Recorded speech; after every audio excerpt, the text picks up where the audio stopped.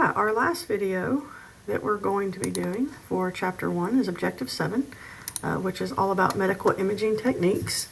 And so sometimes when we're having some problems, or if we're not feeling well, or maybe we have a family history, there are different ways that we can look inside the human body without actually cutting. There's no surgery necessary. And so this imaging is called radiology, and you've probably heard of a radiologist before, or you may have been sent to a radiology department if you've ever gone to the doctor and needed one of these types of scans.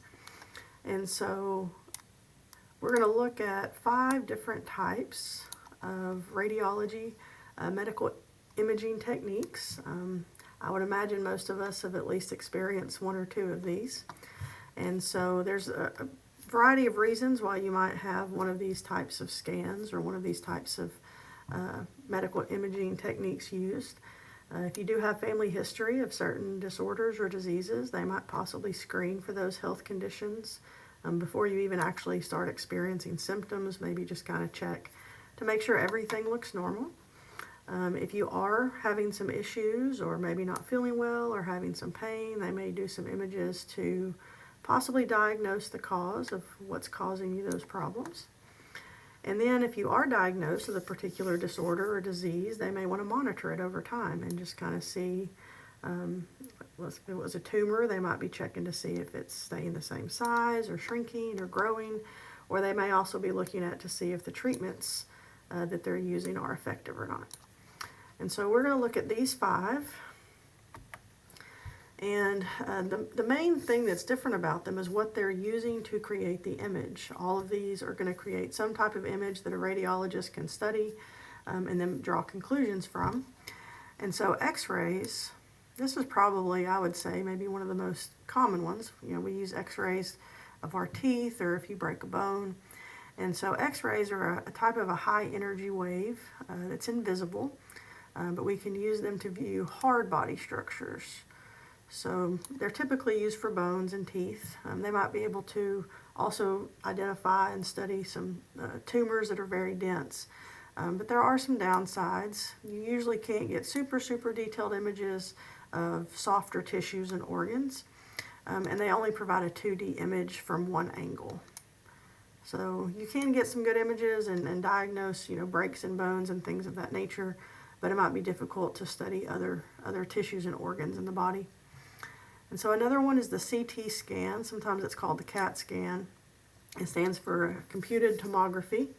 And so what this does is it also uses x-rays, but it does it from many different angles, and then it uses computers to analyze all of those different scans.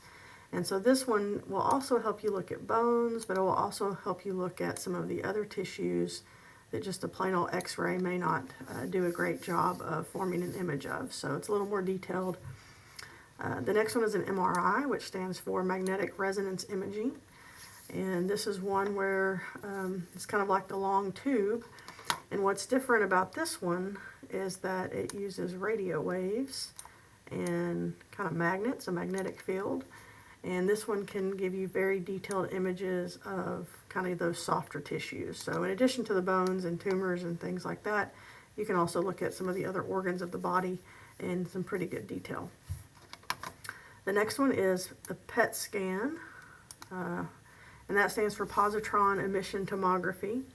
And so what this is using, when it says radiopharmaceuticals, essentially those are chemicals that give off radiation. And these are going to give off a higher energy form of radiation than what was used up here in the x-rays. These are going to give off some gamma rays. But radiation can be detected. And so typically they will use, the chemicals will be in some type of fluid, so you may have to drink it, or they may inject it, or you may inhale it. And then it can follow different physiological activity. They're called tracers. It can kind of trace a pathway through the body, and the imaging techniques can kind of analyze the radiation in different areas of the body. So they essentially track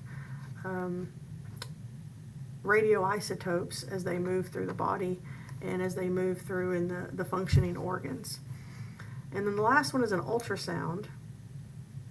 And these are often, probably most commonly related to images of the baby when someone is pregnant.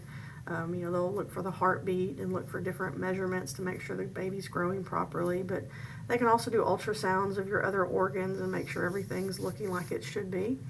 But this one is using high frequency sound waves.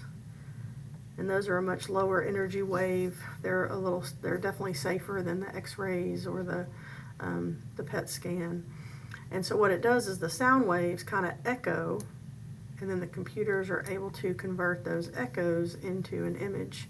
And so a lot of times they are used for unborn babies, but they can also study organs and softer tissues. They can look at the flow of the blood and in the heart. And so here's some examples of what each type of medical imaging technique with the pictures they might create. And I think down here is a good one to compare, because sometimes you hear about them, you may not know what they're used for.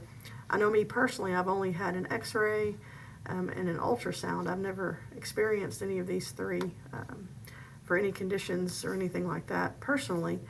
But here's an example of a CT versus a PET scan, and so you can see they both produce an image of the same body part.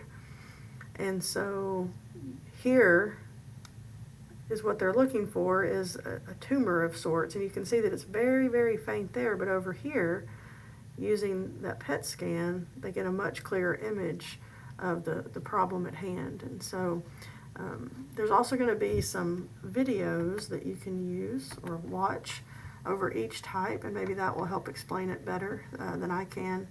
I don't understand the science of all of them. And all right, not sure how all of that happened.